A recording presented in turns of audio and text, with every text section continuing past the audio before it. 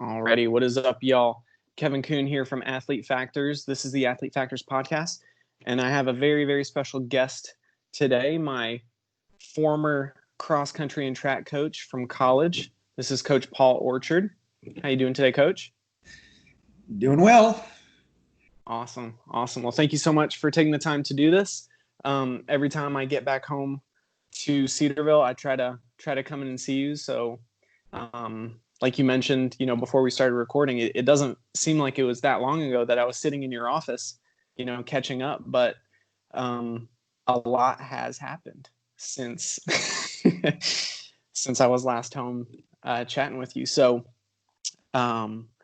if you will, tell us a little bit about yourself and how you got to the point where you're coaching at Cedarville. Well, wow, let's go back a ways. And, when I was young, grew up playing a lot of sports, but, unlike you, I was not a good athlete. I was small for my size, and probably in 8th grade, I went out for junior high track. We were living in Germany. My dad was in the Air Force, and so we traveled around a lot. I played youth league football when I was 5th and 6th grade, played basketball in like 5th, 6th grade, those kind of things, baseball, typical things that back in that era, somebody my age would have done. And my dad supported that. And so fast forward, it's about the mid-70s, we're in Germany. And football at that point was out of the question. With my size, basketball, you weren't going to make the team. And so track, I knew my dad had run, and I thought, I'll run track. And so I did the 2 longest events that they had back in that time, and that would have been the 800 and the 400. Wow. Yeah, that's real long distance. And I joke with people, I say, the 400 then was, when you're in 8th grade, it's a sit back and kick. Wait till the very end. Yeah, they would line us up. I don't know, they'd put like 20 on the track, and they'd line you up and fire the gun, and, the good people would take off, and the rest of us would just kind of, like I said, sit back, and with 200 to go, try and... The race starts. That's right, make up whatever ground we could. And so... Beautiful. I had a high school track coach at that time that he did a good job recruiting. He was from Oregon originally. Wayne Saban was his name. And I owe all my running to him at this point, because he took an interest in a guy that, like I said, really didn't have any talent. And he was doing his job recruiting, trying to get his high school team set for the next year. And so he said, "Hey, would you want to come out and run cross country next year?" And I said, "Yeah, why not?" And so that's kind of how my running career started. Going into that freshman year, we were on an Army base at the time, Kaiserslautern, and we used the Army track. And he had a mileage chart, pre-internet days, obviously, back in the mid-70s. Mm-hmm. And we would go down to the base gym, preferably once a week, and you'd log your mileage on this chart. And, I was all proud of myself. I might have got in 15, 20 miles on a week. And I was ready to go down and log in. And I'm like, oh, my word, these upperclassmen, look what they're doing, man. Hitting some big numbers. Oh, yeah, And so, I started running freshman year cross country. And I was on the JV team for the most part, aspirations of making varsity, but it just never happened. But I had fun. I liked it. Season ended, and I had my older brother was going out for wrestling, and they said, "Hey, you ought to come out for wrestling." So I thought, hey, why not? I'm 98 pounds. I don't even have to cut weight. I can just go right on in. And there were like 6 You're guys. Good to go.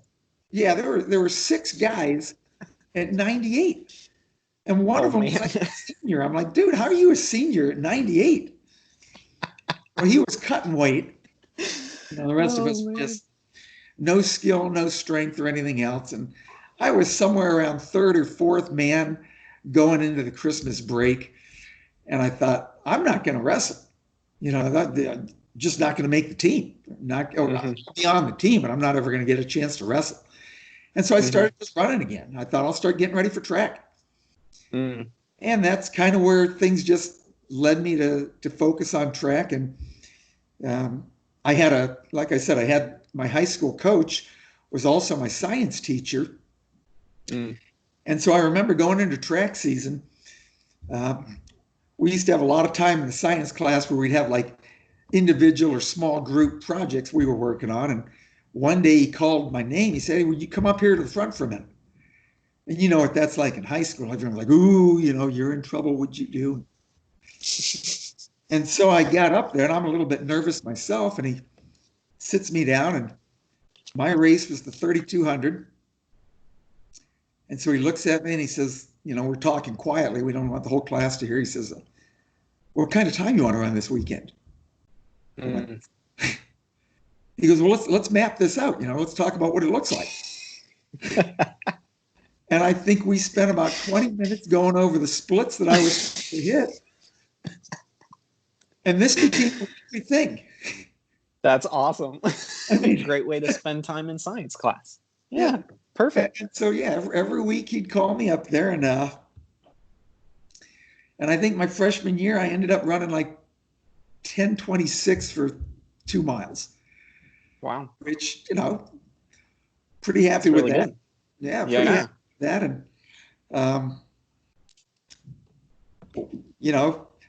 going into my sophomore year, he was an Oregon guy. And he was a big Lydiard guy. Back at that era, Arthur Lydiard was kind of the king of coaching at that point. And so the whole goal was, you got to do more mileage. You just got to put a lot of mileage in. And it was during that time, during the summer prior to my sophomore year, that I started doing what I thought was a lot more mileage.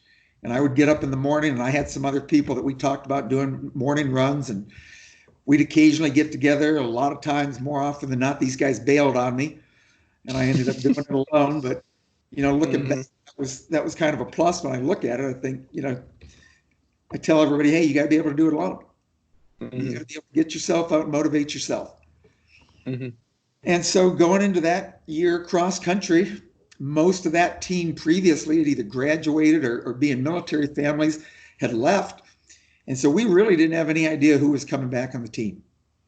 And as fate would have it, all that mileage paid off for me, and I was our #1 cross runner. Wow. And that year going into cross, they had actually moved. In Germany, you had all these American high schools that were situated where the military bases were, and I don't know, maybe 8, 9, 10 of them, something like that. And they had actually moved the distance to cross up to 4 miles. I think that was kind of you look back at college cross country at one point was 4 miles. And so I think there were some coaches that were like, we're going to try and get these guys ready to move on to college. So that year we moved to 4 miles, which for me, being a small guy, like I said, just over 100 pounds at that point, the longer the race, the better it was for me. All my training was geared to that. And so I had a decent bit of success that year as a sophomore. And then going into track that year, ended up running a 9:46, my last race there at the Germany finals. All the high schools from the different bases got together and had a Germany final. I think I was 4th place at 9:46. Wow. And so that's, and we just loved running. We would even do road races, German Volkslaufs, on days that we had free weekends. We'd go and do stuff. We just loved to run. By that point, my dad had got into running. He had ran in high school, and we got him to quit smoking, and he was back into running. So we were doing a lot of running together and just looking to do anything we could do. And at the end of my sophomore year, we ended up moving back to Michigan, where my dad was originally from, and he was moving to a base where he was going to finish out 6 months and then retire from the Air Force. So a whole new transition for us. Everything was new, everything literally was new moving back. And we got back to the States, and we just started doing a lot of road races right away. There were a lot of things going on. I mean, we didn't think twice about 10-mile road races. Well, again, funny story. reflecting back on my high school coach, when I came out for cross country as a freshman, like I said, this guy was a Lydiard fan. He didn't think twice about sending us on a 10-mile run. And there were times during cross country, me and a couple other freshmen were 5 miles out walking along, wondering when we were ever going to get back to camp, back to the gym. And more of that time was spent walking. But again, it was a good thing. Looking back, and you know, we had in this mindset that we needed to do long runs. Mm-hmm. And that second year, when I was a sophomore, my dad and I, every Sunday, we would have one race a week on a Saturday, and every Sunday we'd come back from church, and my dad and I would go out for a 12 or 13-mile run. So that's kind of where I got my mindset of, you know, what did it take to see any kind of success? Well, when I was doing mileage, I was seeing success. I was starting to get better. Mm-hmm. And so, yeah, that just kind of continued through high school. I went 2 more years in Michigan. A guy that was a year ahead of me when we were in Germany, I'd stayed in contact with him, and he went to Taylor University. And so as a result of Bob Engel, I went to Taylor, put in 4.5 years there. Physical education major, wanted to be able to coach at high school, and graduated in December. So just basically substitute taught for a semester, got a job in Northern Indiana that next year, teaching and coaching at Central Noble High School and junior high. And during that time realized, liked what I was doing coaching, just wasn't sure I wanted to keep doing it as far as the teaching was concerned. And a good friend of mine, Jay Redding, had just finished up grad school at Indiana, mentioned that if I wanted, I could get a grad assistantship. So I applied to IU, got accepted for a teaching grad assistantship, talked with Sam Bell. Sam said I could help out as a volunteer with track. But during that time, I'd also found out Miami was looking for a grad assistant. And, went and had an interview with Rich Cerrone. Rich ended up offering me the position, and I took that position. And you know, look at where I am today. Wouldn't be where I am today if it weren't for Rich Cerrone. So I was able to get my master's degree at Miami. Stuck around an extra year while I was waiting for something to materialize. Eventually ended up getting a part-time job at the University of Akron for 6 years. During that end of that 5th year, I met my wife, Wendy. We got married over the summer, finished another year at Akron, and lo and behold, was offered a job at Cedarville over that summer. And that was the fall of 1993 that we came in, and it's been now just finished 27 years here. Wow. And the rest is history. The rest is history. Came in as the head men's and women's track coach. Elvin King was the men's and women's cross country coach. Nice. So he was my assistant during track for 10 years. And then he gave up the men's cross country. By that point, Jeff Bolander had come in as our assistant.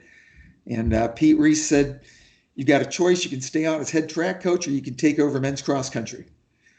And I looked at Pete. I said, "Pete, I'm a distance guy." I said, "I love what I've done with track." I said, "But I'm a distance guy.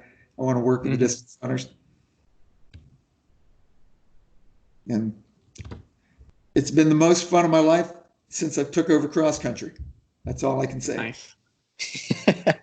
Well, I know I had an awesome time, and I did not enjoy. I'm not a huge fan of mileage. Like, I think I think you were well aware that there were some of us on the team who were a little less thrilled about high mileage, but like doing the mileage was not the highlight for me, but being on the team was absolutely a blast, and I loved it. And yeah, cross country and track were both incredible. So and I know a lot of guys who would agree. In fact, I wouldn't say a lot, a few guys I've had as guests on the podcast. So I've already had Judd Bricker and Justin Herbert, who, you know, were both teammates and athletes of yours. So yeah, I know they all loved it too. So yeah. So Awesome. Let's jump into a little bit of, I guess, your coaching philosophy. So what's really interesting is those two guys, Justin and Judd, personality wise, interests outside of running, maturity level, professional goals, academic goals, couldn't be very opposite ends of the spectrum, let's say, right? Like, especially when you contrast that to, say, someone like me. Like, we're all so different. So how do you go about coaching a group of athletes who are, at least in theory, they're all focused on the same team goal, or like everybody wants to run faster, everybody wants to get better. But in college, you've got freshmen coming in who are basically kids, and then you've got seniors who may already be married and have jobs and careers lined up. Like, how do you get everyone to gel together? How do you coach a group of people who can be so vastly different in so many different variables? Well, that's probably the fun of it, getting to know everybody and understanding a little bit about them. Certainly, as I remember back to your era, you were not going to come in and do 80 miles a week as a freshman. And I think you have to realize that. You have to realize everybody's a little bit different, but you take where they're at and you try and help them understand what they need to do to get better. And I think if you look at it and say, my goal as a coach is to help you get better, it's not necessarily about my way of doing things. And if you don't do it my way, then hit the highway. I look, when I got started running, I didn't know any better. And I just put my trust in the coach. And I thought, well, if this guy's got us doing 70 miles a week, then that must be what we have to do. And so from my perspective, that's what was already ingrained in me. But I've realized over the years that some people aren't coming from that. And you've got to take them where they're at, and you've got to help them realize, what does it take to be the best runner that you can be? And realize everybody's not going to be the same. You had some really good races in 5 miles, but we had to realize that it wasn't going to be doing 80 miles a week. And that, there was nothing sacred about the mileage, but we had to find what worked for you. And that's the challenge with everybody every year. I look at the people we've had. We had a group of guys, Judd's brother, Matt, basically changed my whole perspective of coaching. Yeah. And my mindset was what helped me when I was in high school, and that was those 70-mile weeks, which to me seemed like a lot. And it was at that time. And for a lot of people, that would be a lot. But when Matt was doing 120 miles a week, that's a game changer in terms of refocusing and readjusting your perspective. Yeah. And we told everyone else, we said, it works for him. Yep. And I think a lot of you would see a benefit by doing more, but I'm not saying you got to do 120 miles a week. And what that led to was a group of guys in that 2011-12 era that started doing anywhere from 80 to 100 miles a week. And for them, that made all the difference. Yeah. We had guys that were running 28 minutes for 5 miles, suddenly running mid-25s. Wow. Yeah. And as much as I would like to see that, it doesn't necessarily mean it's going to work for everybody. I mean, there's been, call it collateral damage or whatever along the way. We had the one year there in 2012 where we had over 10 people that were hitting 100 miles a week. And we had all 10 of those guys running mid-25s, and somebody said, well, who are you going to pick to be your top 7? And I said, we'll worry about that when the time comes. Well, when the time came, we had basically 7 runners left that were standing pretty much. Yeah. And some of that, we got hurt maybe from the mileage. We had misfortune along the way. Jacob Doobie did a morning run and tripped over a curve and busted his kneecap. That was nothing as far as the mileage was concerned, but things happened along the way, but everybody was so focused Mm-hmm. on being the best they could, and they were looking at what everyone else was doing. Right. They weren't necessarily saying, well, I'm going to try and beat Brooker. That wasn't even on their radar. Yeah. But they're like, I can beat these other guys, and I want to be one of the top 7. Mm-hmm. But it took some time, and you had Joe Nemec on recently, and I'm Yep. humbled to think that I could even remotely follow up from what he did on. And Joe was one of those guys that, again, it took Joe a little bit of time, Mm-hmm. and Joe had got up to 90 miles a week by his senior year. But going into the marathon trials and even going into Chicago, he was only doing 70 miles a week. Mm-hmm.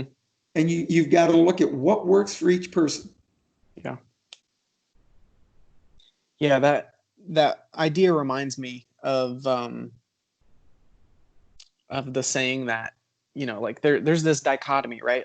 Of do you focus on quality or do you focus on quantity?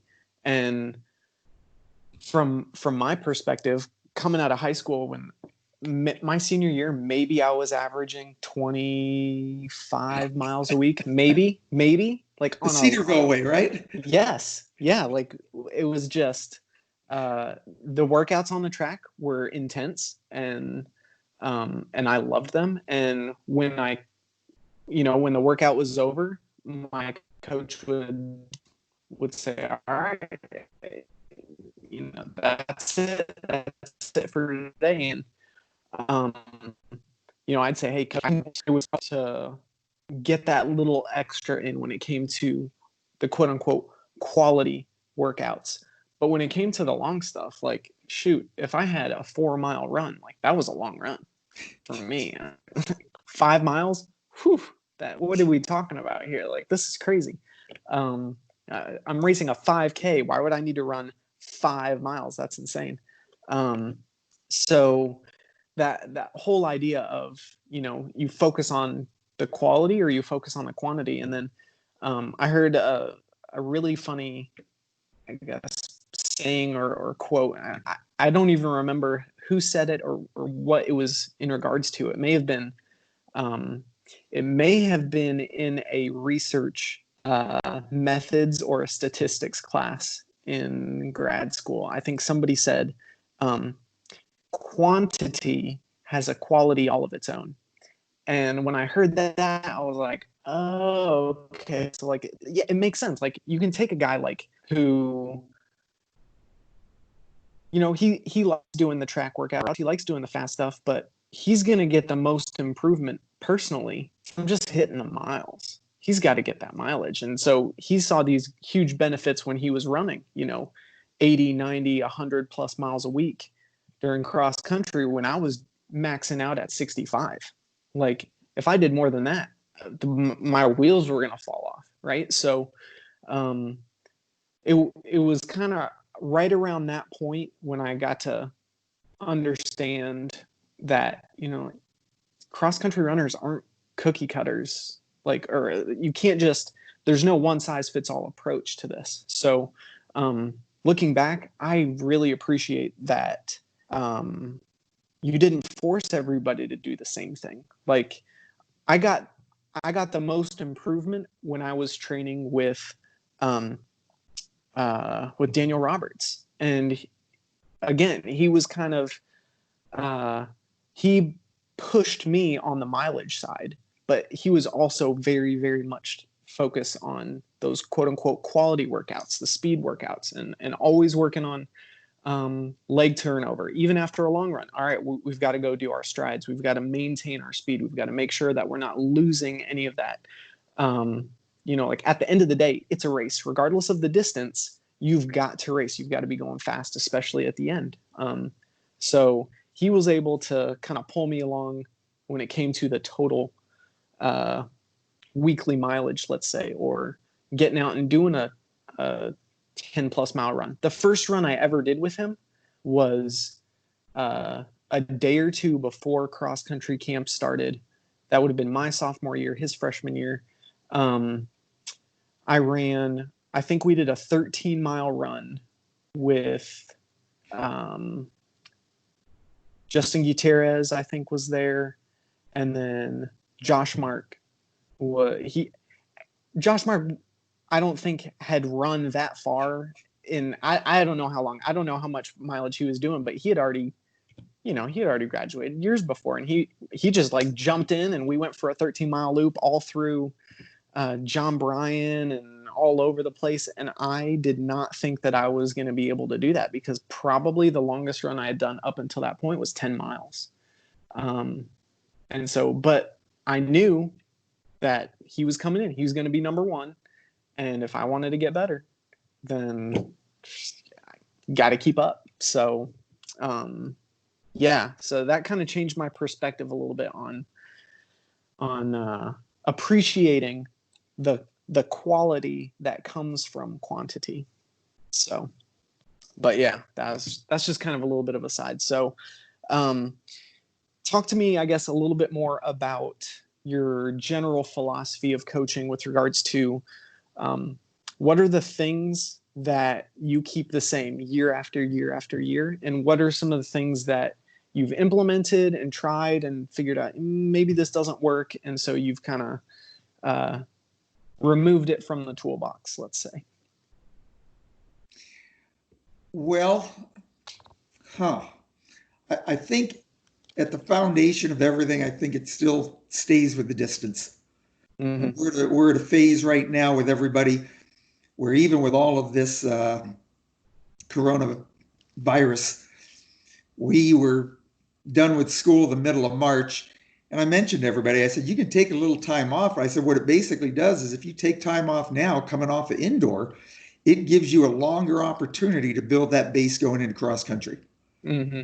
And I still believe that aerobically, to get yourself to that point where you get a lot of mileage, there are things that are going to happen physiologically that you cannot make up for once the season begins. Mm-hmm. And if you've got that big base and you've been able to do that and stay healthy along the way, I still think that the best chances of success are going to happen for you. So that's going to be something I always push. And Brooker was a good example. I could use another couple examples as well. Mm-hmm. Some people, we just didn't push a lot with that base, because, like you, as much as we wanted you to run well and cross, some of the realities are, if we were to do muscle biopsies and all this fun stuff with you and determine, you know what, your better races were probably in that 3K range when mm-hmm. you were steeplechasing. Yep. 1,500, 3K, and to mm-hmm. try and think that we were going to get you to change mindsets, and probably wasn't going to happen. Mm-hmm. So, and thank goodness for someone like Daniel Roberts coming along. Yep. I don't remember too many guys that have brought the intensity that guy brought in everything he did. Everything, honestly. I mean, his mindset was like, what can I do to get better? Like, when it comes to everything, like literally everything. I remember having, I don't remember if it was when I was talking with Judd or when I was talking with Herbert, but we were talking about D-Rob. And I remember a conversation that I had with him and another guy on the team. I don't remember who the other guy was, but Daniel was talking about how in high school, in order to prepare himself in case he ever gets a side stitch or a stomach cramp, he would eat Pop-Tarts before hard workouts to essentially elicit that effect. Like, might as well get used to it. So I'm going to make sure that happens. I'm going to make myself essentially have to deal with that sort of scenario. So if it ever comes up, no problem. I've already dealt with it. And hearing that, I was like, you've got to be kidding me. Like, is he for real? And yeah, when it comes to, like you said, bringing the intensity, he brought the intensity for sure. Yeah. I'm reminded, we had a 2-year stint of the NAIA Outdoor Track Nationals being at Fresno State. Yep. Fresno Pacific. And the first year, he wouldn't have been at the program. I can't remember how many years you had been at Fresno, but my freshman and sophomore year, nationals were at Fresno. Okay, well, probably then would have been your first year. Daniel wasn't there. I Right. remember watching the 1500 meters. Mm-hmm. There were all these guys in the 1500 that had laid down some really fast times to qualify. Mm-hmm. And as typical with the 1500, it went out in 2:18 at the 800. And it might have been won in like a 3:56 or something like that when it was all done and said. I mean, the people that went, that made a hard break realizing we got to go now, I mean, they were just trashed by the time the last 200 came around. And well, the next year, Daniel was one of the top seeds going in. And I made the comment to Daniel. I said, just so you know, a year ago, this thing went out in 2:18. Mm-hmm. And his comment was, when he looked at me, he said, I can assure you it will not be going out in 2:18. And I think that was the day that he set the school record that's still standing right now at 3:46. But he made sure that it did not get out slow. Yep. And yep. that was the mindset even at workouts and practices. Mm-hmm. That he did that every time, and it really did bring everybody else in the team along with him. It brought me along that year. That I went from getting I didn't make finals in the steeplechase my freshman year, and then my sophomore year I was 4th. So, and I went from 10th to 4th on the last lap. And that year, I think you put me in the 400 hurdles a couple times. So I'm sure that helped. So that last lap, I was like, why is everybody going so slow? What's up here? They just rang the bell and everybody's jogging. I guess it's time to pick up the pace. So, yeah, that was a really fun year. I really enjoyed that. Well, in 2017, when Daniel Michalski won the Div.II steeple, mm-hmm. one of the last workouts we did before the meet was 400s. I think we used hurdles. I don't think we had the barriers, just to be safe. Mm-hmm. Maybe we didn't use the water jump. We just used the hurdles. Mm-hmm. We did 400s and we did them at 65. Wow. And I can't remember what the recovery was. It might have been 1 minute, maybe 90 seconds, if that. The goal was really just to get used to running at that speed. Mm-hmm. And with 500 meters to go, he took off and he took the lead and ended up winning the race in 8:44. Wow. And his comment after was, I really think that 400 workout was a huge help because it just gave me the confidence to run over barriers at that speed. Mm-hmm. Yep. So yeah, the 400 hurdles, he wasn't going to be a 400 hurdler. He had the ability to do that. Daniel was not ever going to get stuck in a 400. 65 was probably the top end. Yeah. That's not going to do a lot in a college meet. Yeah. I wasn't fast in the 400 hurdles either, but I'm pretty sure I still scored a point or two at the conference meet in the 400 hurdles. So that would have been a pretty tough double if you were also doing an 8. Those yeah. close together. I don't think I did the 800 that year. I think it was probably just the steeple, the 400 hurdles, and maybe the 4x8 relay. Something like that. Maybe even a leg on the 4x4. I don't remember. But seemed like you were in that quite a bit. Yeah. Yeah. We didn't have a ton of 400 runners, of true 400 runners. So well, you were a 1500 guy. You had to expect you were going to be doing a mile relay. Yep. Yep. That's true. That's true. I was pretty much just an 800 runner out of high school. So, whereas most people get go in, I guess, longer distance as they progress through high school, I got shorter and shorter and shorter. So I was a two miler my freshman year, and then 2 mile, 1 mile my sophomore year, and then 1 mile 800 my junior year, and then pretty much just the 800 my senior year. So, and then college, I started bumping back up, going back the opposite direction. So, yeah, weird how that works, I guess. Well, Cedar Cliff High School has provided quite the array of athletes, and probably a good number of them finished college in events that they had no idea they'd be running when they were in high school. Yep. Yep. Elizabeth Piles didn't even run in high school. I mean, she did track, but no cross country. And she, phenomenal athlete, phenomenal runner. Yeah. McCaw, Harding, little running in college. Who else? Might have a couple coming up. Who knows? We'll see. Coming up, yeah. We've had some sprinters. We've had a lot of people in the shorter things as well. Mm-hmm. Mm-hmm. Right now, I'm drawing a blank on his name. Seth. I'll remember it as soon as we check out of here. That's the way my mind's going lately. Not a good thing. I hear you.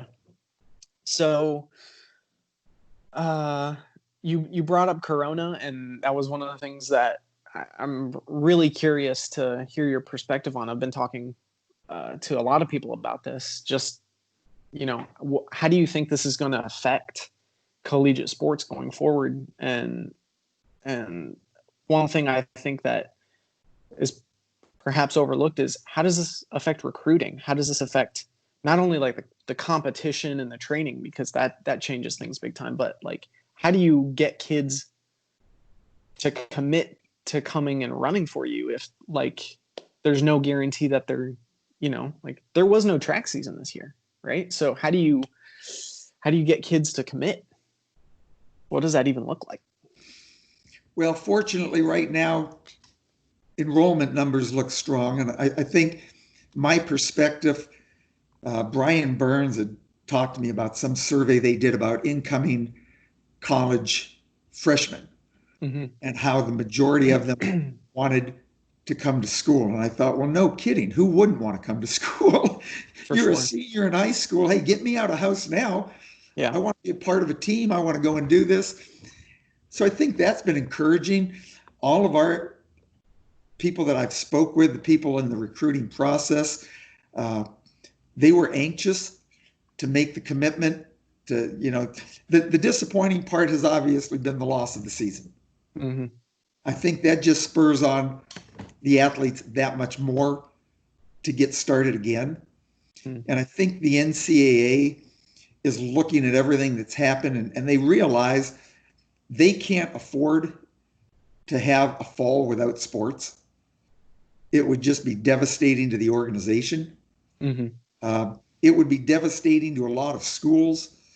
But I think to the organization, to the NCAA, for them not to, it's been such a huge loss of revenue currently without that basketball tournament. Right. And so I think the notion right now, we're moving forward at Cedarville with plans to start in the fall. Mm-hmm. And whatever the NCAA does, I think we'll have classes on campus. But if the NCAA were to say we're not having fall sports, then that would have an impact on student enrollment. And I have heard people say that they may take a year off and wait for that to pass over rather than come in and not have that season to run as well, or do whatever sport it is. Uh-huh. So I think the NCAA is going to look and see, what can we do to make this a reality? Mm-hmm. We cannot afford to not have fall sports. Mm-hmm. Yeah. Financial suicide to not make it happen. Mm-hmm. Gotcha. So the recruiting, I guess, hasn't affected you, I guess, too much, which is nice. How is it changing? You mentioned that when there was no outdoor season, you basically given the runners a little instruction. Hey, take time off now, and then start prepping for fall cross country. Is there any other way that you've kind of changed your plan and your build up for upcoming cross country or indoor and outdoor for next year? I've really pushed probably more this idea of, hey, you have a great opportunity now to train. When you think of a typical college season anyways, how difficult that can become. when you're looking at cross country, indoor and outdoor. Mm-hmm. When do you really have an opportunity to have such a large window of training time without the idea of racing? Yeah. I mean, even road racing right now has not even been an option. Mm-hmm. And so here's this window that people have, and I've encouraged them. I said, take advantage of it. You don't have to go out and really hammer the miles, but if you get the miles in, you're going to benefit from that. Mm-hmm. So I promoted that a lot more. And I think the people that we've had that are coming back have been in that mindset. And even the freshmen that we left last season with, we're really starting to see things come together. Mm-hmm. To me, that was so disappointing because I thought we're going to really see some good things happen in the spring. We were right on the edge of that on indoor, and I was really confident. And then it's just like shut everything down. Yep. But I think for some of them, it is motivating. They look at that as, we lost an opportunity, but now we've got a chance here to do something. Mm-hmm. Most people weren't working. Classes were minimal, even with Mm-hmm. Zoom sessions. Most faculty weren't having Zoom at the normal time. Mm-hmm. So people had a lot of time. Now, Mm-hmm. whether they took advantage of that or maybe they just used the chance to, and even if they got caught up with rest, when you think of our normal season ended for the most part after the first weekend of May. And then if you were lucky enough to make it to the Nationals, right now we would have been down in Texas this weekend. Mm-hmm. Trent had run 8:59 last year and was at Nationals, so I had every reason to believe he was going to be back there again. Mm-hmm. We would have been down there right now. Yep. And if he were a normal, undergrad, he'd take a couple weeks off, and now you're into the middle of June. Mm-hmm. So you're looking at a shorter window of opportunity for the typical college student. But I think this hopefully has given us a good opportunity. Yeah. If you kind of take a step back and shift your perspective a little bit and leverage this time, like I qualified for nationals in track every year, which meant, we'd finish right around this time, end of May, middle of end of May. And then, I'd have June and July. And then, we were middle of August, we'd start training camp. So I'd basically have 2.5 months to try to ramp my mileage back up. If I had 4, 5, 6 months to just focus on getting some solid, consistent mileage in, who knows how much more mileage I would have been able to handle during the season. I think about that now, like maybe I could only handle 60, 65 miles a week because, the shift from training for the 800 or the 1500 or the 3K steeplechase to the 8K or 10K, like for me, that was a huge difference in the type of training I was doing and the volume of training that I was doing. And I think shifting your perspective and instead of being like, man, what a wasted opportunity. I didn't get to run outdoor track like this, this really stinks, and shift your mindset to, I can leverage this to have, my best training block ever for cross country, or even to leverage that and then, cross country and indoor track and outdoor track next year. That could be huge, so that's I hadn't really thought about that too much. I was kind of just like, man, these kids are missing out on this track season. That's got to be awful. They must feel just, like so robbed of something. And, I'm sure a lot of people feel that way, but without a coach like you telling them, hey, this is an opportunity, like who knows what they'd be doing. Like they might be sitting on their couch right now watching Netflix instead of, hitting the pavement. So that's pretty awesome. Yeah, in my perfect world, these guys would be doing a whole lot more mileage. And again, for the most part, they're coming from programs where they never did that, and it's just getting their mindset to that. We certainly have some great examples with alums that I can always turn to, and I always do. Sergio is a good example of a guy, even now, You know, when you're doing 120 miles a week regularly, yeah, when you back down to 60 miles a week, mm, that's, you know, our guys are taking time off and doing 30 miles a week, and then they're taking a month to get back up to 70 miles a week. mm-hmm. But if you're putting the mileage in year round, and this was, again, Matt Brooker was another example of that. If you're doing that year round, your easy weeks are still going to be what a lot of people, but there's a huge advantage to that. Mm-hmm. And I was down at the Tennessee Relays one year, and Erin Neas came down to run. And by that point, she had already run probably in an Olympic trials marathon, but she was doing a 1500 for just training. Wow. And I think that day she probably went like 420. And she went up to eat with us afterwards. And I remember Lydia Wong was with us, and Lydia Wong was running really well. And Erin looked over at Lydia and said, the nice thing about doing 100-mile weeks is when you cut back to 70, you feel really good. She goes, you feel really refreshed. And I thought, you know what? That's a great way to look at it. You know, all about context. Yeah. If your base mileage is always high, then when you cut back, you know, that is your rest. You know, to be able to say, yeah, I'm doing 70 miles a week right now. That's my rest week. But I think that's often the problem that many of our kids get into is that they take and they figure they need to have a couple weeks easy. And for them, if you're only doing 60 or 70, you're cutting down to 30, and that's really not very productive. And then you're taking too long for fear of injury to build back up. Yep. Yeah. That's a struggle.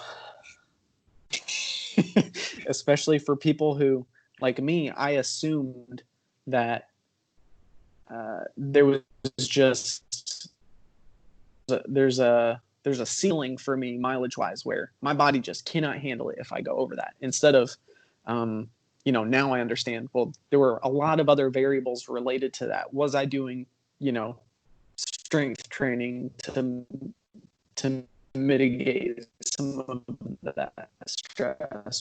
Was I was I mitigating stress enough? Like there's a whole lot of other things related to you know, to being able to absorb that mileage and then in turn absorb that adaptation that you know, I was just I wasn't taking seriously. So yeah, that's one of those things that if you're not eating well, if you're not sleeping well, if you're not resting and recovering the way the way you should, then yeah, trying to hit 70, 80, 90, 100 plus miles a week you're going to break down. You're not going to be able to handle that. So yeah, that was,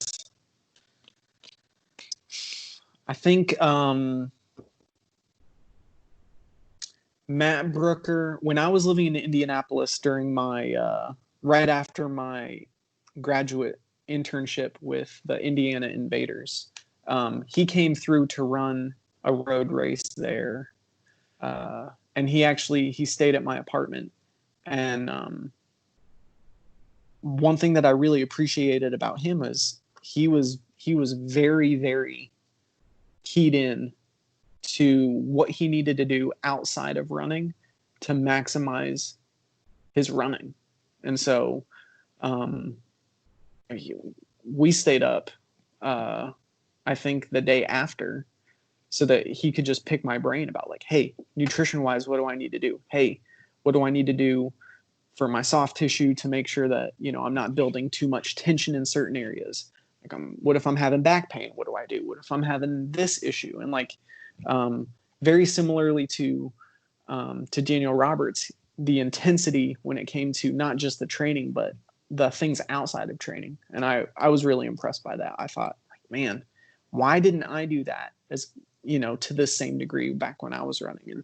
And, you know, shoulda, woulda, coulda is a game you can never win. But it's interesting to think about. So, yeah, that, you know, when I think about that, and Matt did, you're right. I mean, there was never a guy that spent as much time in the training room Mm-hmm. and it had nothing to do with an injury. Yep. And the concern we always had, and I know Coach Bolander would try and tell me how much Matt should and shouldn't run during track season. Mm. And I'm like, well, it doesn't matter what I tell him anyways, because he's going to still go. So, you can sit there and say, well, he can't do that much, but whatever. Yeah. But Matt took and did all of those things well. And I think, as much as I can harp on it, as much as I can talk about mileage and eating and sleep, when you get somebody on the team that others see having that degree of success and they can see what he's doing. They saw him in the training room all the time, picking up stones with his toes and moving them from one container to another, and just the stretching and those kind of things. Mm-hmm. When you get somebody doing those things, I think it carries a lot more weight than anything I can say. Now, what I've usually found is that the people that come and ask me for advice are the ones that aren't running that fast anyways, Mm-hmm. and they do get better, but it's not at the level of where Daniel Roberts or, the top kids were. They still see improvement, but they're not the guys that can lead the way based on leading the field. Right. And when those guys start doing things, Sergio, again, was another one. Now, my recollection with Sergio, people would always tell me what he was doing because he was never at practice. He was always at class with engineering classes. Right. But they would talk about these ungodly runs he would do out on his own. So he was never really around the other guys enough to have the impact that you would want it to have. Mm-hmm. But the stories still are there. Yeah, for sure. Yeah, he's another guy who he was in the Olympic trials marathon as well. He's been 4. Yeah, that's phenomenal. That's insane. It blows my mind. Yeah, when I look back and think about how, there's times where I was like, man, I wish I had been a little bit better out of high school. Maybe I would have gone to a Division I school, but the quality of runners that we had at Cedarville was not that. I mean, we had really, really good guys, and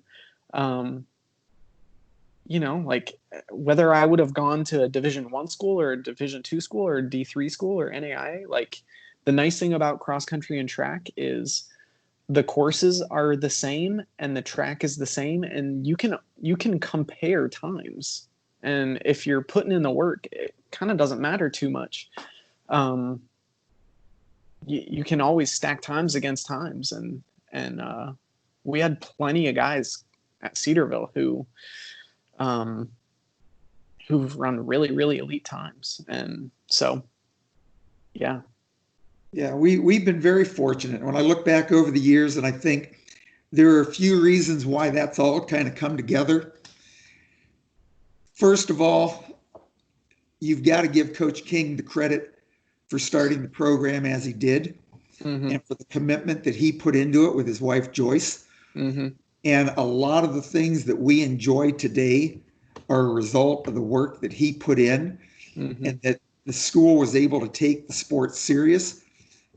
We've never had a boatload of financial aid, but we've always had the ability. We've always had alums that have supported the program and got us to where we've needed to. And a big part of that was the commitment that Coach King made to make sure that we had the things on campus that we needed to be able to do things.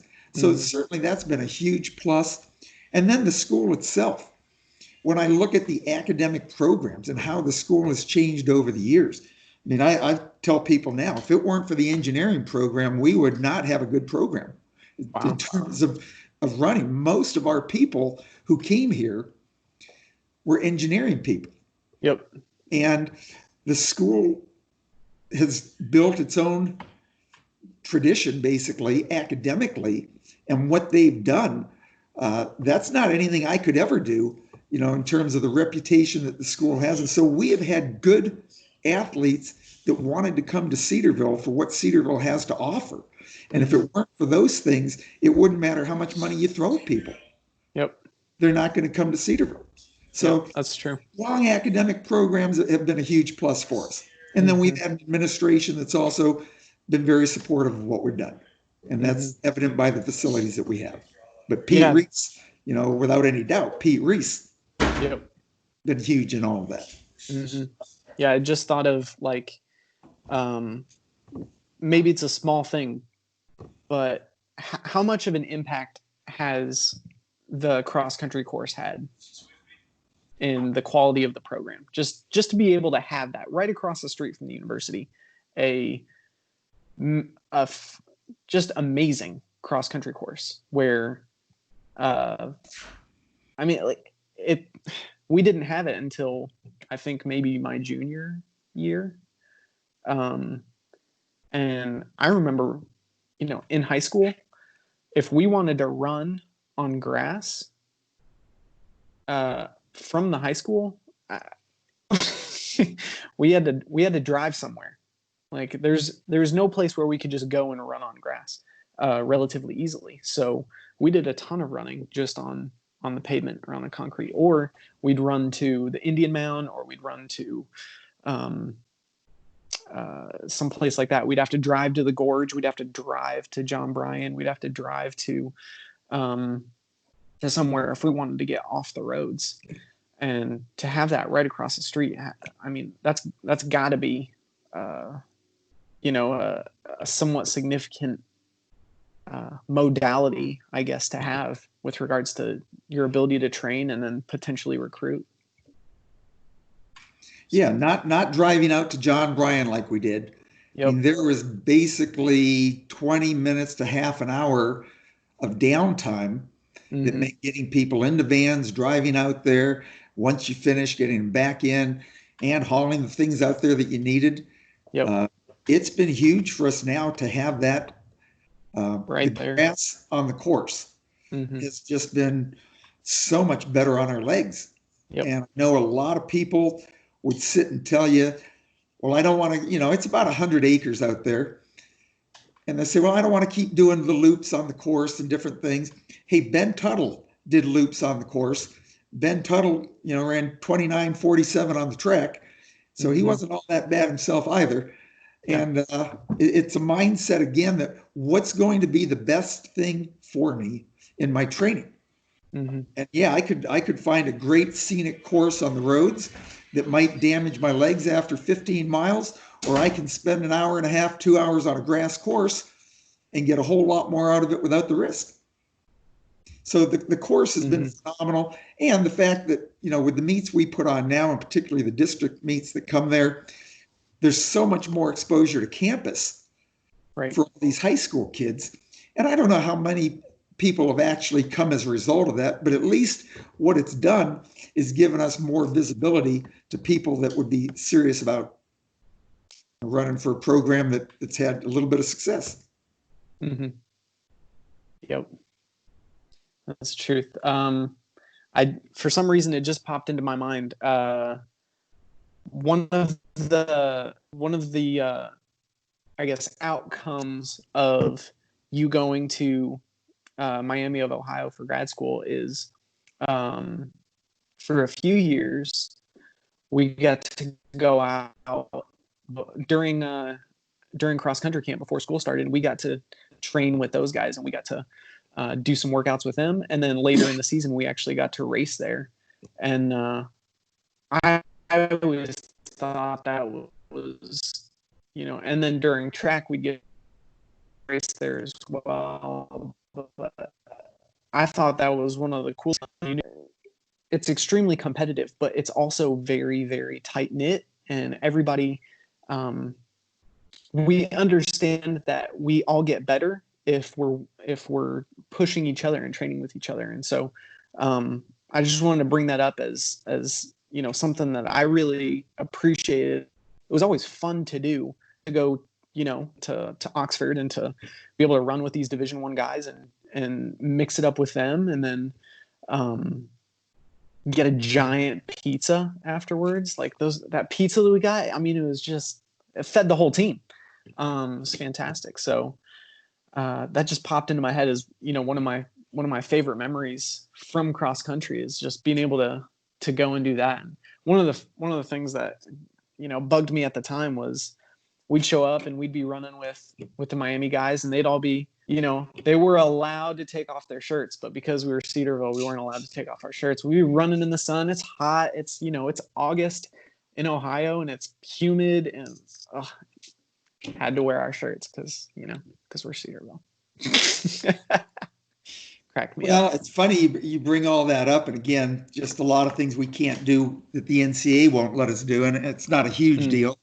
Going down to Miami was always a lot of fun, but like you had mentioned earlier, debating if you'd run a little faster, maybe going to Division I, and we get a lot of kids like you. We don't get many like Daniel Roberts. We get very few like Daniel Roberts. Yeah, but a lot of kids that are fast enough that could go and run at a Division I school. And a lot of times I think this mindset is all of a sudden you come to Cedarville, and back when we were in the NAIA, there's some notion about, well, it's a church-based, small college, and so the expectations aren't that high.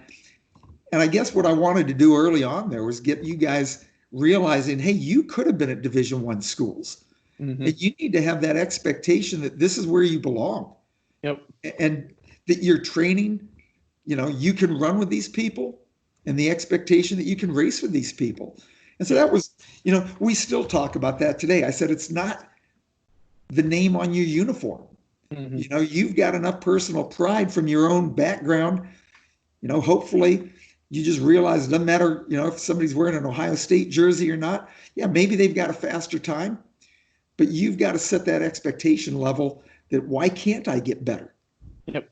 And that really gets back, we talk about what do I try and do to bring all these guys together, help them be the best they can be. And I'm an optimistic guy when we work with them. We got guys that you would like to think they would have this notion, I'm coming here to try and get better. And if they do that, that's the fun part. Watching that happen, watching you place in the steeplechase. What a thrill.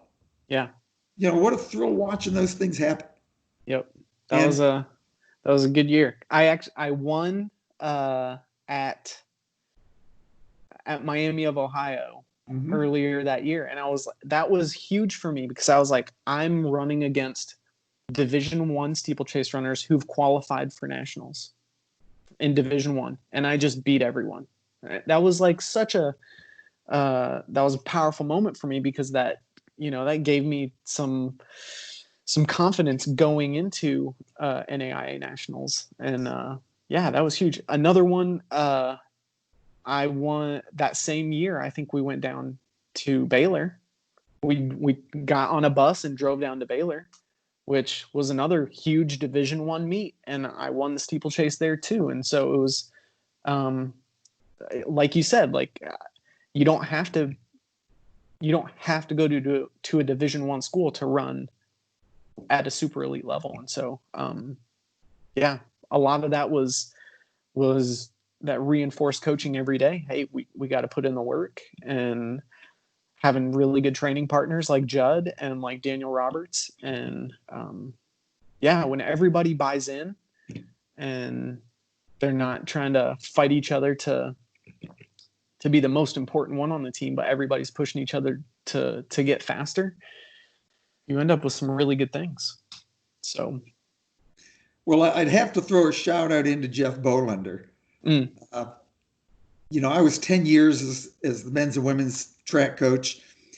And so I knew when he took over what the budget was and all those good things. And I've said even to this day, I don't know where he gets some of the money from to do some of the things we do. I don't question, because I've been the beneficiary of a lot of these nice trips when he sent me out to California, and we've been able to do some of those.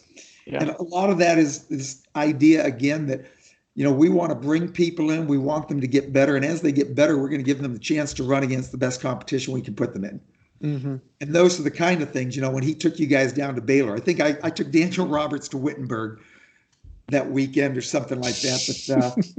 But, giving you guys the chance to run good competition. And that's what we've really tried to do is put you in an environment, get you ready for it, put you in that environment, and then give you the chance. And that's all you can really ask as an athlete. Give me a chance to run. That's it. Yeah.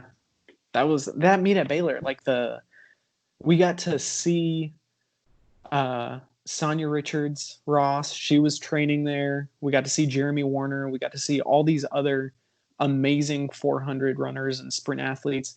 I think at the time the Chinese national sprint team was getting coached there from Clyde Hart. So like we got to see some amazing stuff there, and that was huge. That was amazing. That was really good memories, and that was my, being able to see that.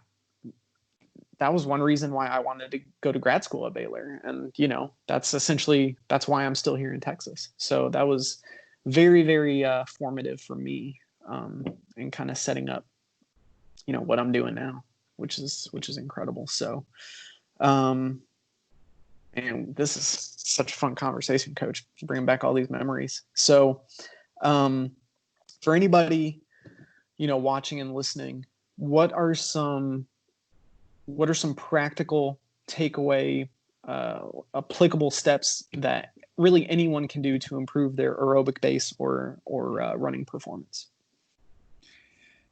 I'm going to get back to the idea of just get mileage in. Mm-hmm. I think people think there's something special about a particular workout or something else, but one of the best books I read a number of years ago, Dr. April Crummett gave me this book, Lactate Threshold Training. Mm-hmm. And it was mostly geared and used a lot of research on cyclists. And I still every summer like to turn the TV on and watch the Tour de France. What a phenomenal group of athletes. Yeah. And when you think of what they do for 3 weeks, but they do that every day. Mm-hmm. I mean, that's not something that all of a sudden they're riding enormous amounts of mileage, and they'll talk about their off day. And one of their off days, they'll all get together for a 100-mile easy ride. Wow. And it's this notion that you've stepped your body up to a level where it just becomes normal. Mm-hmm.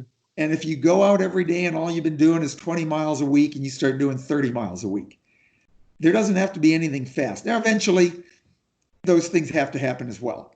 Mm-hmm. But as you just start going out and doing more regularly, the adaptation that takes place with your body, you're Mm-hmm. going to see a benefit from that.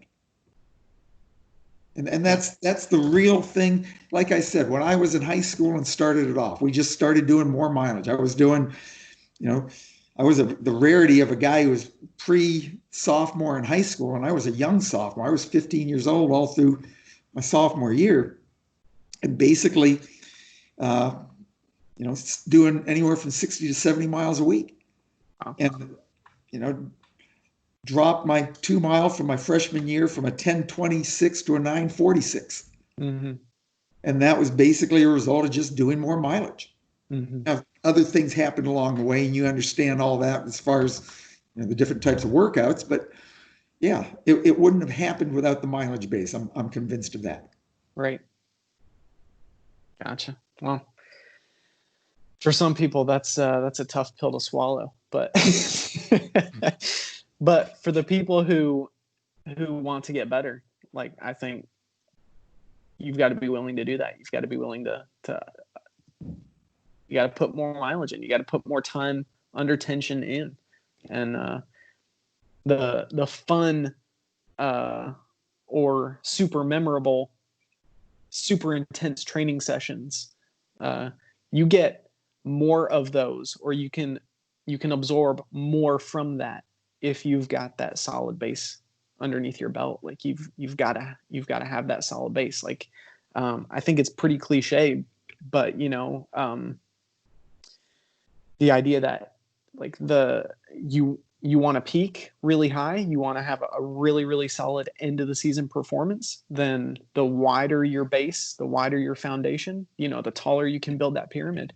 And you can't really argue with that. Like, you want to be able to be there at the end of the season, then you've got to have that solid foundation built from as far out as you can.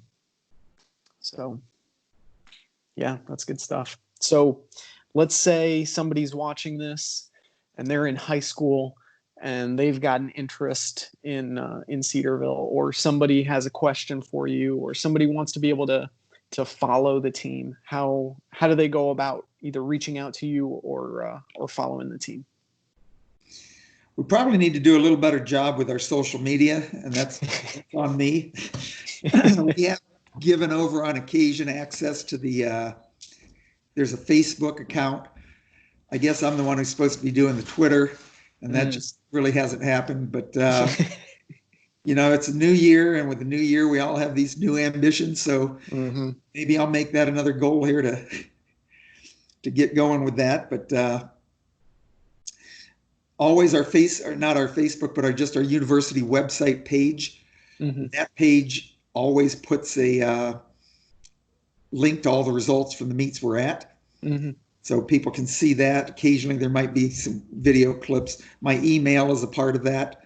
And so if anybody wants to just drop me an email, have questions, they can do that. But yeah, hopefully the Facebook and some of the website stuff at least gives a little bit of information. Gotcha. Awesome. Well, I'll include a link to that down in the show description, so anybody can check out the cross-country page and track page and take a look at the roster and take a look at, I assume there's like a recruiting form that they can access from the athletics website. There may be links to all of that. I know we get a lot of forms that are sent to us, but I would encourage anybody that would be listening that's got an interest just to send me an email, because a lot of times those forms go to admissions, and by the time admissions gets them to me, it won't be as quick as what that email would be. Gotcha. Alrighty. And then to kind of close things out, could you share with us a piece of advice or a quote or an important story or a piece of information that you think is necessary for everyone watching or listening to hear? Well, hopefully you love what you're doing. I look at it, you hear these old sayings, people say, if you love what you're doing, you'll never work a day in your life. I still have to go in and teach, so I guess that's a little bit of work. But the coaching part, like I said, it's been so much fun. And we've had so many people that have come in without any idea of what to expect. And we've just taken people where they're at and just said, expand your horizons, expand what you understand right now, be receptive to doing more, and hopefully expect that, you can get better. Mike Marsh, always a classic example of a guy that came in and just did more than you would ever have expected. The number of national championships that guy's qualified for. Yep. But again, it was because, he wanted to do better. And that's what I would say. Have fun with it. Be passionate about it. And set your goals high. Most people don't hit goals because they don't set the goals. They don't work toward those goals. And I think if you can get outside this mindset of where you are, and sometimes in a negative way, I use the Cedar Cliff idea. When you came from doing 25, 30 miles a week, you've got to get outside of that mindset in anything that you do. And if you can do that and do that with passion, there's so much out there waiting for you. Yeah, that reminds me of another quote. What got you here won't get you there. Like, if you're stuck in doing the same thing that you've been doing before, but you've got a goal to exceed what you're doing right now, you're gonna have to change things. Like you've got to be willing to do more, to do something different, to do all those little things that maybe only add up to 1%, but at the end of the race, that extra 1% is going to be the difference between winning or being on the podium and finishing last. Like, oh, you finished last in finals, that's good, but you could have been on the podium if you had been doing a little bit more of this or done a little bit more mileage 4 months ago. whatever the case may be. So, yeah, no, I think that's really important. Like, well, and the bottom line too is, we've been fortunate. We had Carson and Daniel with us for a few years, and boy, they just lit it up. mm-hmm. And I would tell them, and I've told them to their face on a number of occasions, I said, you don't realize how blessed you are. I said, God has blessed you with a unique ability to do what you do. And you work very hard, but I'm not going to sit here and say you work harder than everybody else, because there's some people that work pretty hard and they're not even remotely at your level. Mm-hmm. I said, but you have been blessed and you can't just take that for granted. God gives each person certain skills and abilities, and this is what you've been given. I said, but we've got people that I'll tell them, get 100-mile a weekend. And maybe that person's not one of the top runners. I tell them, though, you will learn more about yourself through that process, regardless what happens with your performance. Mm-hmm. There are going to be certain things that happen when you go through the trials and you put the work in. There's something to be learned from that process, and that's worth more sometimes than what you gain from it physically. Mm. Isn't that the truth? You learn, I think doing something like that puts a lot of other things in life into perspective. Like when you can deal with the level of physical stress that a super high mileage week puts you through, you understand what's important in life. You understand what's a priority to you. You understand, I'm not going to waste my time worrying about this situation. This is not a priority. What's important is my relationships with my teammates. What's important is my relationships with my friends and family. It's, I need to focus on school. I need to focus on the things that are going to keep me healthy. I don't need to worry about, this other thing that's really in the grand scheme of things, it's not important. And when you're focused on achieving a goal, I think it helps put everything else in life into perspective. Mm-hmm. So, absolutely. That's huge. Anyway, Coach, thank you again for taking the time to do this. This has been my pleasure. It's been an absolute blast. It's brought up a lot of old memories, a lot of fond memories, a lot of really fun times, a lot of times where, it's just stuff I haven't thought about in years. And so it's been a lot of fun. So, best of luck to you and the team this upcoming cross-country season. And yeah, keep up the great work. And yeah, that's pretty much it. Thanks again. I really appreciate it, Coach. All right. Best wishes. Thank you. Alrighty, y'all. Thanks for watching and listening, and tune in next week for the next episode. Adios.